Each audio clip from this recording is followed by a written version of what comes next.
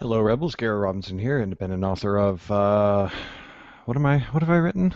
Oh, I can never remember. The Realm Keeper series, upcoming novel Rebel Yell, which releases on August 15th. The novel Hit Girls, the Touch Trilogy, Non-Zombie, and other books as well. Welcome to my show VlogaNovel, where I live create a book from beginning to end for you. This is the um, 14th episode of episode 2, which that book is already published, but I actually didn't do the audiobook recording before I published it, which I did on the first one. So this is me doing a little bit of catch up. So I'm going to record the audiobook tonight and then finish the outlining for episode 3. So yeah, that's the plan. And I've just realized as I've started that it is hotter than balls. So I'm going to try soldiering on through, but I might run out at some point to turn on the AC. Anyway, so this is my show, VlogaNovel, live creating, etc., etc. A few things for you to know. You can purchase this book, which is down in the blue section of the screen below my face. There's a link to do that. And the first episode of the series, which you won't understand episode 2 without episode 1, is also in the link down there. And this is episode 2. Episode 2 you can actually get for free. Episode 1 is permanently free. If you get episode 1, read it and leave a review on Amazon, and there's a link in the back of episode 1 to let me know that you did that, and I will send you episode 2 as an ebook for free in email. So, and the other thing to know is that you can always find the latest episode of VlogaNovel on my website, garrettbrobinson.com. They're always posted as blog posts, and there you have it. Oh, I didn't post this one as a blog post yet. I'll do it right after I'm done. Okay, let's get into recording here, shall we? Okay, so I'm going to do something interesting here. I'm trying very hard to make it so that that this is very much a serialized book. It's a serialized experience, and as each episode comes out week to week, I want people, to really want to read next week's episode, and some cliffhangers and blah blah blah. But it's also going to come out as volumes of 8 episodes, and I want each volume to kind of stand on its own as like a bit of a completed work. So when I record the audiobook tonight, I'm going to record each chapter as chapter 1 and chapter 6, for example, because in the completed audiobook, it will be chapter 6, as opposed, I'm not going to start episode 2, chapter 1, or anything like that. It's going to be chapter 6, because the volume will be its own complete work. It will not be packaged as a composite of 6 episodes, if you get what I mean. Like, there won't be page breaks for each new episode. It'll just be its own book. So so when I read each chapter beginning and I do that, that's what's going on there. So let's do a quick sound check. Lauren waited by the riverbank for nearly an hour before she came to accept that Zane would not be. Good thing that wasn't for real, right?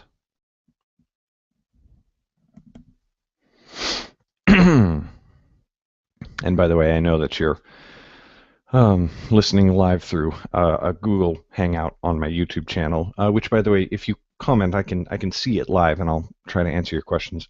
The audio probably doesn't sound fantastic because it is going through live streaming video, but it sounds much, much better here. Yeah, it just does. And the audiobook for episode 1 I posted literally 10 days ago, and ACX still hasn't published it to Amazon or iTunes or Audible or anywhere. So that's kind of annoying, but anyway. All right, here we go. Got an hour. I want to try and do chapters 1 through, let's say, wait, what? Does that make sense? Yeah, I guess that makes sense. So we're going to try and do chapters 1 through 3 in this hour.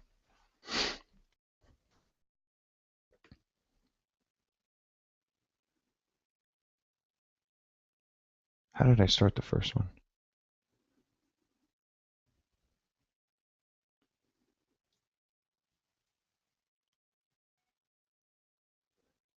Nightblade, Episode 2 by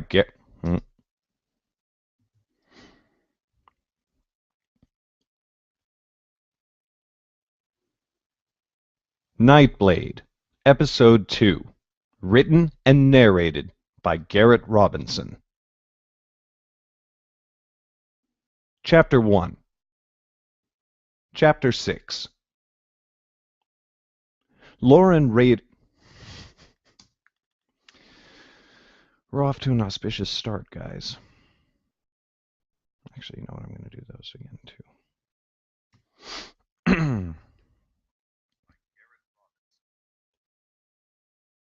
Chapter 1. Chapter 6. Lauren waited by the riverbank for nearly an hour before she came to accept that Zane would not return. She spent the time eating more of her rations. She drank from the water skin, careful not to waterlog herself, and refilled it from the river.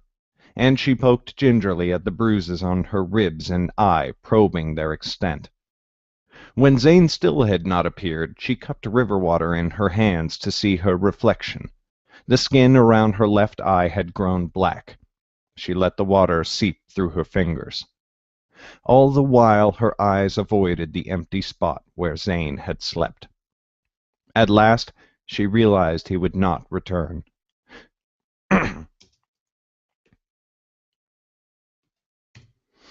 He would not return. The Samurai Dan chimed in and said, "Hello, hello."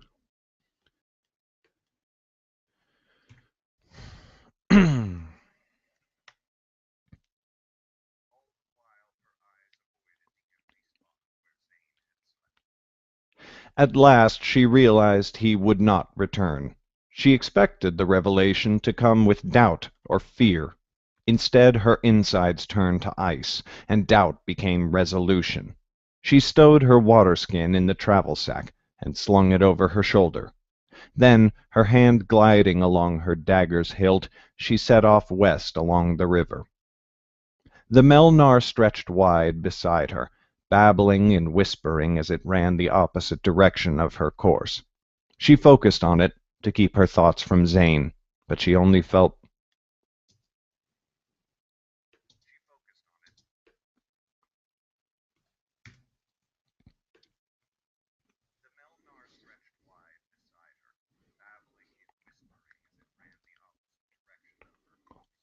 She focused on it to keep her thoughts from Zane, but she only felt like the river dragged her backward.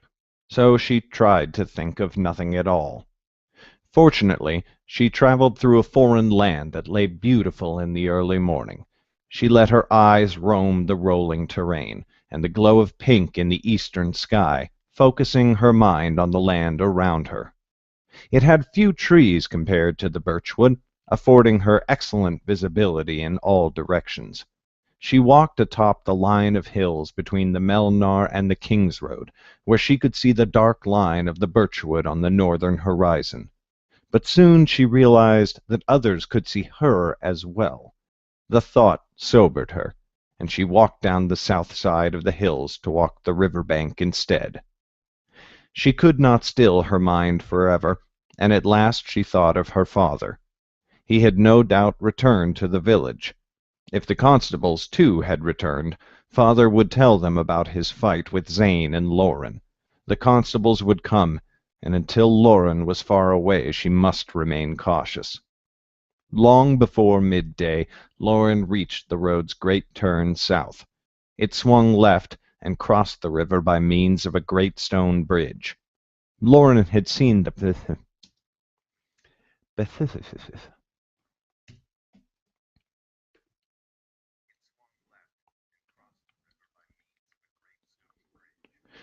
Lauren had seen the bridge once as a girl of 5 summers, but she did not remember it. Now it took her breath away. The stone stood at least 20 feet high from the surface of the water, like river willows given form by human hands and grown from living stone. They joined in great arches that supported the road, which curved across the top of the river's swells like the path of a thrown rock. The bridge stone was dark and wet, the top stones caked with a white crust. "How could such a thing ever come from human hands?" said Lauren. "How could they build such towers of stone in the deep, deep water?" She realized no one could hear her, and her cheeks flushed. Her hand went to the hilt of the dagger again. "Well, "For lack of anyone better, I shall talk to you, then," she said, "though I think the wonder of this bridge is lost upon you." The dagger said nothing. "I must give you a name," she muttered. She glanced over her shoulder. "But perhaps it can wait until I have more time to think and do not fear the pounding of boots behind me." Lauren expected the bridge to shake like the rickety wood and rope bridges common to her home, but it stayed solid as the road. It unnerved her to walk across the stone and see the water swirl 20 feet below. Immediately she cut off and away from the road. Trees grew plentiful.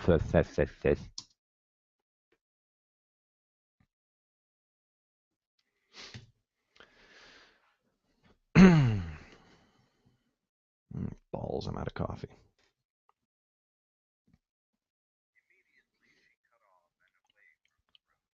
Trees grew plentiful again, and she dipped into the space between their trunks.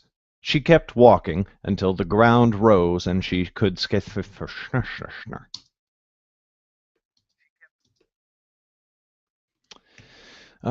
Samurai Dan chimed in and said, "Okay, wait, you say chapter 1, chapter 6. Yeah, sorry, I explained that before I started, but basically, episode 2 is episode 2, and it will publish as its own ebook and its own audiobook. But when it comes out as a volume, the volume is not going to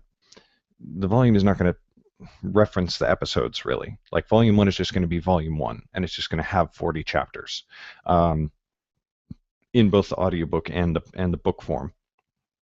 I'm trying to create each episode so that, yes, they are episodes and they are like, cliffhangers in between and they pull you one to the next, but the volume will be the volume. So in the volume, it's going to be chapter 6, and in the book, it will be chapter 6, and in the audiobook, it's chapter 6. So that's why I'm doing that way, so that I can easily switch back and forth between the two of them.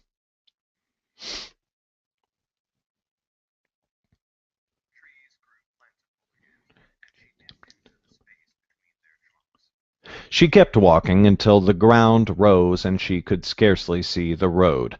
Then she struck south, following the road's straight course and keeping it just on the edge of eyesight. In the birchwood, she had often walked beneath trees that stood 50 feet or taller. Here she barely saw a one that reached more than 20 or 25 feet. "Though I'm grateful for their company, these trees are bare saplings next to the ones from home," she murmured. Her fingers brushed the dagger. Midday came and went, and the sun began its slow journey back to the earth. Lauren felt a gnawing in her stomach, and reached for the travel sack where her meat and bread waited. But just then she spotted a telltale patch of brown fur beneath a nearby shrub. Quiet as a ghost, she pulled her bow from her back and notched an arrow. Silent she drew, and silent let fly. The rabbit gave a thin death scream. She dressed the rabbit quickly and struck a small fire. The rabbit tasted delicious, so she ate as much as she could, and ate long past the point of enjoyment. Change that line ever so slightly. Hi, Chrissy. Good to see you.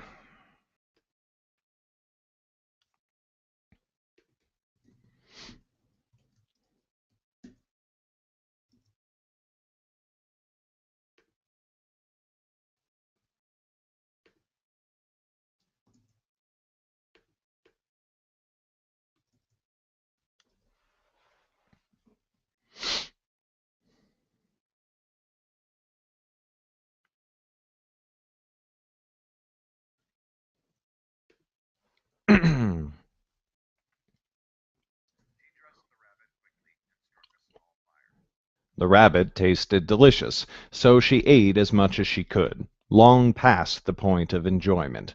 Salted meat would last her long if she rationed it carefully, but on an uncertain road a wise traveler ate sparingly from reserves.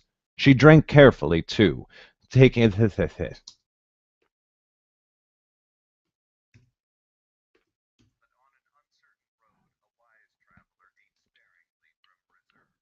She drank carefully, too, taking only a single small sip of water. Still limbs brought thoughts of Zane, urgent and unwelcome. Lauren pushed down a sour feeling as the rabbit lost its savor. Soon she stamped out the dying embers of her fire and resumed her trek south. The rest of the day passed uneventfully, but Lauren felt a curious sense of urgency growing. It spurred her legs until she no longer walked, but half ran through the woods. She thought she might feel better if she did see the constables, if only to end her aching uncertainty. What if they trailed her, in hiding, waiting to see if she would reunite with Zane? She felt eyes boring into her back, and hoped she imagined them. As the sun neared the horizon, she decided that she must rest. If the constables indeed trailed her, she would gain nothing by pushing on through the night. She would only waste precious hours of sleep and dull her senses the next day. With no one to trade night watches, she spent her last hour's walk in search of a good place to sleep. She found it at last in a thick oak, only a few minutes after the sun's last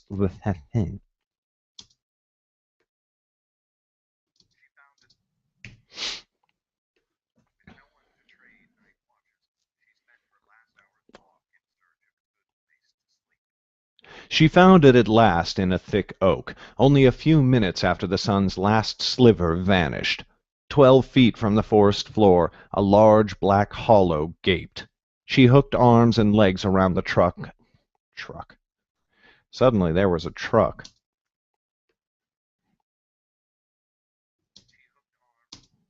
A redneck stepped out and said, "Hey, little missy, you lost?" She hooked arms and legs around the trunk and shimmied up, then poked one cautious eye above the last branch. It lay empty. She climbed atop the branch and inspected the hollow more closely. Empty of anything, save ants. Lauren could stand ants, especially when they did not bite. By running her legs along the thick branch, she could lean into the heart of the tree and rest. She wished for a rope to tie herself in, but she could do nothing about that now. Her arms she wedged against the hollow, to better hold herself in place. Despite herself, her mind leapt immediately to Zane. She feared her thoughts might keep her from a restful sleep, but moonlight pierced the leafy canopy to fall upon her outstretched legs, and her eyes grew hazy upon the cool silver glow. Weariness claimed her. She woke in the morning to a stiff back, though less so than she had feared. Sliding gently from the hollow, she climbed hand over foot down the oak's branches. She felt no hunger, but her urine smelled. That made her drink more water than she would have liked. She could not...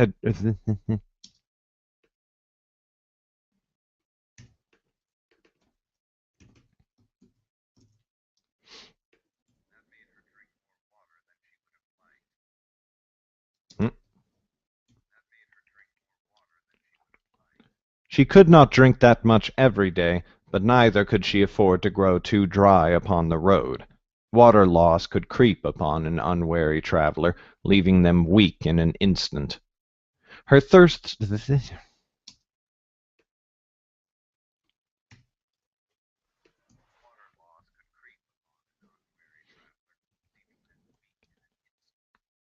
Her thirst sated... Damn.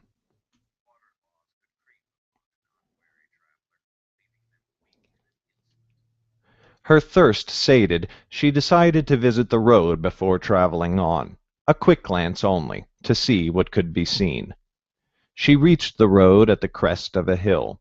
She hunched low as she walked out onto it, scanning the land in all directions, but her eyes found no travelers on either foot or horseback. She gave a small sigh of relief and palmed the dagger's hilt. "Luck is with us still," she muttered. As if in answer to her words, a small smudge appeared to the north. It grew larger as she watched, unable to move. Soon she dropped to her stomach in the dirt, for she could see what raised the cloud of dust. 2 men on horseback, riding south hard and fast along the road.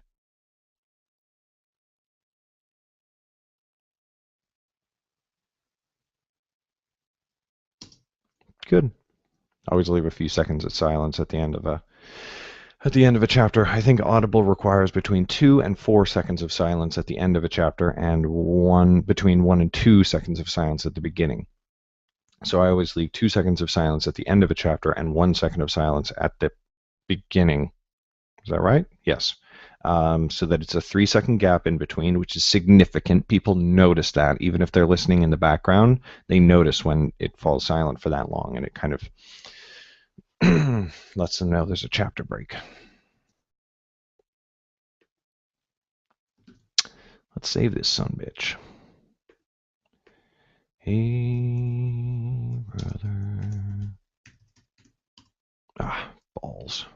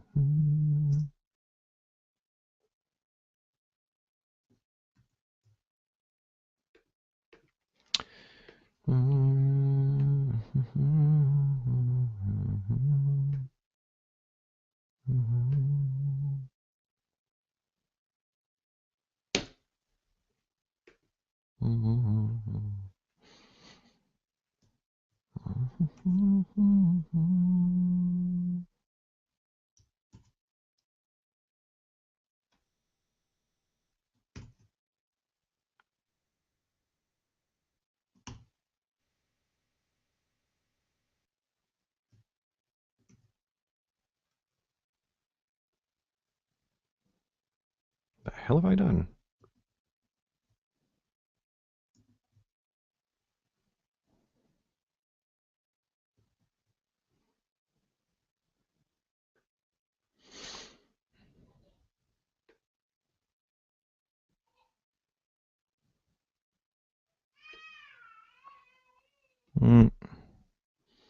A baby has awoken.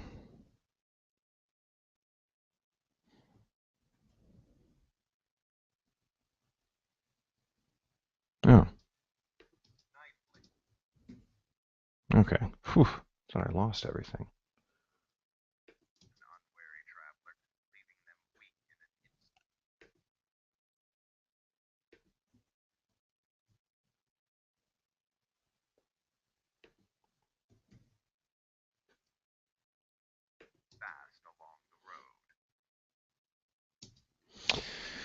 Okay, so now we export multiple Shift Command L. That's what it is. Okay, I got it.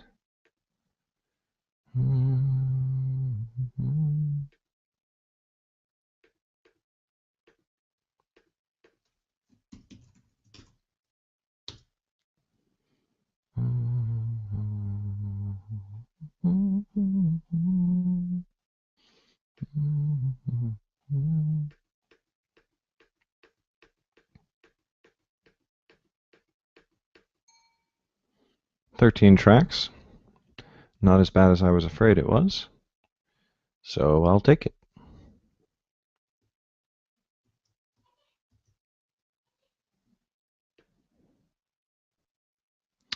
I might need to end off if the baby stays awake, because it is not conducive to recording an audiobook.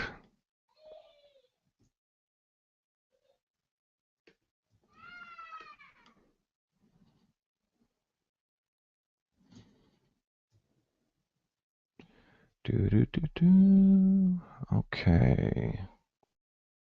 I have a feeling I'm going to need to go take care of that, so I'm going to do that. So this is just going to be a half-hour episode, and I will be back to finish the recording of the audiobook later. Thanks for watching VlogaNovel. As always, you can go pre-order this book in the link in the blue section of the screen below my face, and I will be back very shortly. See y'all later. Bye.